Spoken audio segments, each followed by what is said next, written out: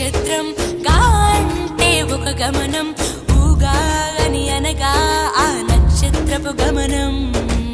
ఊగాది అనగా నక్షత్ర గమనాన్ని లెక్క కట్టడం ప్రారంభించిన రోజు అని అర్థం. తెలుగు జాతికిది శ్రీకారం, ఇదే కొత్త మన సంవత్సరం, ఉగాది సృష్టికి ఆరంభం.